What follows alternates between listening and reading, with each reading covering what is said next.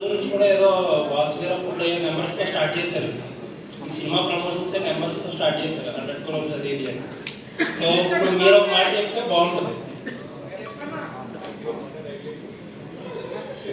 Numbers చెప్పమంటారా collections? అదే మీకు టార్గెట్ ఒక ప్రామిస్ ఉంటుంది కదా, వాసు చెప్పండి. అండ్ సాయి పల్లవి గారికి భయపెట్టేసరే. మనం ఒక ఇంటర్వ్యూ చూసా, టార్గెటెడ్ క్యాంపెయిన్స్ ఉంటాయి, నెగిటివిటీ ఉంటుంది అని చెప్పి ఆవిడ మోటివేట్ చేశారంట. ఆవిడ ప్రమోషన్ కూడా అక్కడి నుంచి చాలా జాగ్రత్తగా కాన్షియస్గా చేస్తున్నారు. ఏంటి అంటే మీ లైఫ్లో ఏదైనా అలాంటి ఎక్స్పీరియన్స్ చేసి నేర్చుకున్న లెసన్ అది? లేదండి, అలాగే లేదు. తను మామూలుగా కొన్నిసార్లు ఎక్కువ ఆలోచిస్తుంటుంది, నేను కూడా అలాగే ఆలోచిస్తుంటాను. బట్ చెప్తూ ఉంటాను, don't think too much, just go with it. మీ దగ్గర ఎంతో టాలెంట్ ఉంది, సో అవన్నీ ఎక్కువ పట్టించుకోమాకండి. మీ టాలెంట్ని నమ్మి ముందుకెళ్ళండి, అంతే. అందుకంటే చెప్పాను. ఈ సినిమా గురించి చాలా నుంచి ఎక్కడ ఒక బయట కానీ ఏది ఇంకా రాలేదు. చూసారా సినిమా? ఏ టైప్ ఒపీనియన్? నాన్నగారు సినిమా చూశారు, ఆల్రెడీ డిస్కషన్ జరిగింది. సక్సెస్ మీట్కి నాన్న డేట్స్ కనుక్కుంటాను. సో సక్సెస్ మీట్ ఎప్పుడైతే ప్లాన్ చేస్తామో నాన్న తీసుకెళ్దామని. అరవింద్ గారు అంటే వెల్ ప్లాన్డ్. ఒక మాట మాట్లాడినా దాని వెనకాల ఎంతో చాలా ఆచితూచి మాట్లాడతారు. ఒక పని చేసిన అసలు ఏ విషయంలో సరే అసలు ఎక్కడ ఒక తడబడడం ఉంటుంది. అలాంటిది ఇటీవల ఈ సినిమా చాలా ఎక్కువగా ఉత్సాహంతో ప్రచారం చేసినట్టు కనిపిస్తుంది. ఏంటి ఆ డిఫరెన్స్ వల్ల? సరే, మావాడు అంటున్నాడు 60 నుంచి నేను కిందకి వెళ్తున్నానన్న. అయితే నేను రావాలి కదా.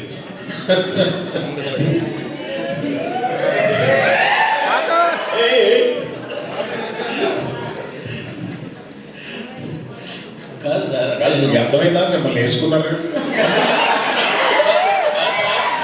నాకు ప్రతి ప్రెస్ మీట్లో మామూలే అది మాత్రం మీకు కొత్తగా కాదు సార్. మొన్న సార్ డ్యాన్స్ చేయడము, సినిమా ఎక్కువ చెప్పడం అంతా బాగుంది. కంటిన్యూ 2 సార్లు కొంచెం మాట గబుక్కుని పడిందేమో మీ నోట పొరపాటున, అది ఎక్కువ సోషల్ మీడియాలో ట్రాలింగ్ వైరల్ అవుతుంది. అది మీకు గమనించారా? మీ దృష్టికి వచ్చిందా? బాగా గమనించానండి. కానీ దానికి మీ కామెంట్ అంటే నో కామెంట్స్. అంటే కాదు, తడబాట పొరపాట నో కామెంట్స్. ఇంక నో కామెంట్ అంటే సరే పోలేండి. మీరు నో కామెంట్ అన్నది క్వశ్చన్ అడుగుతారు. ఇది మొదట మీరు చూసినప్పుడు ఇది సబ్జెక్టు అంత వెహికల్ కాదు అని మీరు అన్నారని వాసు గారు చెప్పారు. తర్వాత దాన్ని మొత్తం రీఫ్రేమ్ చేసి అంత రీస్ట్రక్చర్ చేసే సెట్ అయింది అన్నారు. ఫస్ట్ నేను నేరేషన్ విన్నప్పుడు ఫస్ట్ హాఫ్ వదిలిపోయింది, సెకండ్ హాఫ్ డాక్యుమెంటరీ నేచర్లో ఉంది ఇది. అందుకని ఆ కథ కొని ఒక రైటర్ దర్శకుడికి ఇస్తేనే ఇది పని జరుగుద్ది. అందుకని రైటర్ కమ్ దర్శకుడిని ఎదిగి ఈ కథ ఇచ్చి వర్క్ చేసి మనం డెసిషన్ తీసుకుందాం. ఇప్పుడు ఆయన అడిగి డబ్బులు ఇచ్చేసి ఆ కథ తీసుకోండి. ఇది కాకుండా ఏ జైలుకి 25 మంది వెళ్ళారో వాళ్ళందరి దగ్గరికి వెళ్ళి చేరి అది మేము సినిమాగా తీసుకోవడానికి రైట్స్ తీసుకోండి. మనం కథ రాసేస్తే ఈ కథ కొనుక్కుంటే మనకి పని అవుతుంది. అందుకని వాళ్ళందరి దగ్గరికి వెళ్ళి వాళ్ళందరి దగ్గర నుంచి రైట్స్ తీసుకొని వచ్చి ఇప్పుడు అవన్నీ అయిన తర్వాత చందు గారు రిక్వెస్ట్ చేశారు ఈ సినిమా టోటల్గా వెళ్ళిన 22 మంది కాకుండా టోటల్గా 30 మంది దగ్గర నుంచి ఈ రైట్స్ తీసుకోవాల్సి వచ్చింది. తీసుకున్నాం ఫర్ అవర్ సేఫ్టీ.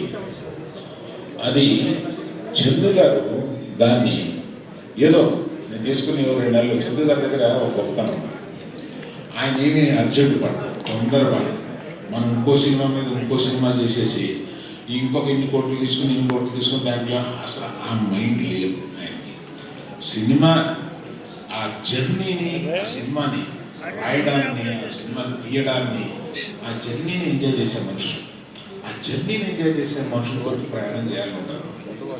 యాక్చువల్గా తీసుకున్నామా చేసేసామో వెళ్ళిపోయి అట్లా ఉంటుంది ఆయనతో. అందుకని ఆయన తీసుకొని ఒక 9 నెలలు దాని మీద కష్టపడి అప్పుడు దాన్ని ఒక మంచి కథ రూపంగా బేసిక్ కథ ఎందుకు కొన్నాను అంటే ఇట్స్ హ్యాపెండ్ ఇన్సిడెంట్. దాన్ని తీసుకుని దాన్ని ఉపకల్పన చేస్తే బాగుంటుంది తీసుకున్నాను. మీరు అడిగిన ప్రశ్న ఇంకా మర్చిపోయి నేను చెప్తాను. ప్రశ్న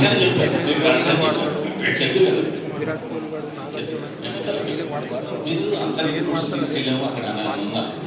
లేటెస్ట్గా నిన్న నాకు వెజ్జాగ్ నుంచి అక్కడ ఫిషింగ్ లీడర్ ఫోన్ చేశారు. ఏమంటే వాళ్ళందరితో మాట్లాడారు.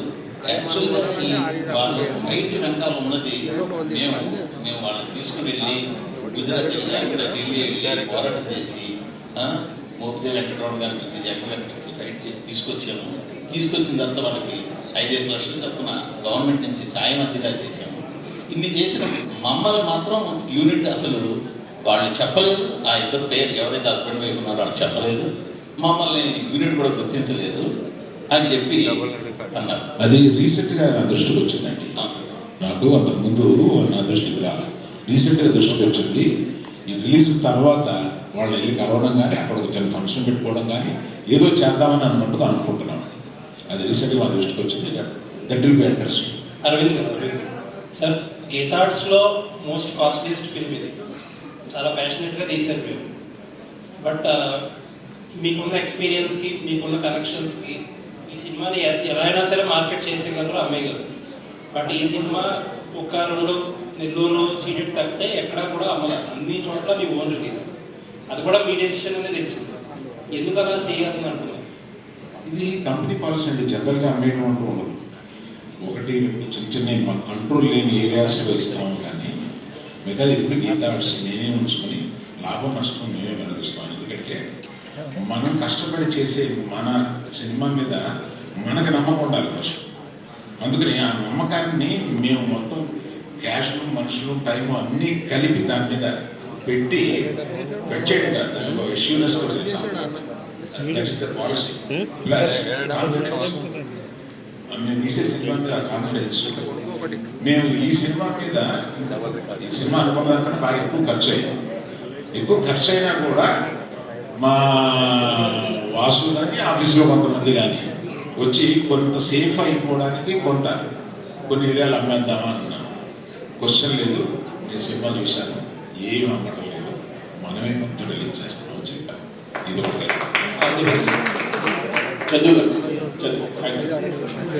అంటే ఇప్పటివరకు వచ్చిన కంటెంట్ వరకు చాలా బాగుంది, బాగా ఇచ్చింది. మీరు కార్తికేయ దానికంటే బాగుంది అనిపిస్తుంది.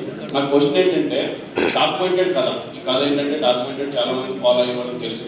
ఈ డాక్యుమెంటెడ్ కథని మీరు స్క్రీన్ ప్లేలో 2.5 గంటలో ఆడియన్స్, కామన్ ఆడియన్స్ కానీ కథ తెలిసిన నాలాంటి వాళ్ళకి కానీ కూర్చోబెట్టుకుని స్క్రీన్ ప్లే మీరు ఛాలెంజెస్ ఏమైనా చేశారా? అంటే క్లైమాక్స్ కూడా తెలుసు, మనకు క్లైమాక్స్ కూడా తెలుసు. దాని అంటే బేసిక్గా ఈ కథలో ఉన్న బ్యూటీ ఏంటి అంటే, ఇప్పుడు వేరే ఏ ప్రేమ కథలో అయినా ప్రేమికులు పక్కనే ఉంటారు, ఒకే ఊర్లో ఉంటారు, ఒకే కాలేజ్లో ఉంటారు, ఒకే ఇంట్లో ఉంటారు, తెలియదు.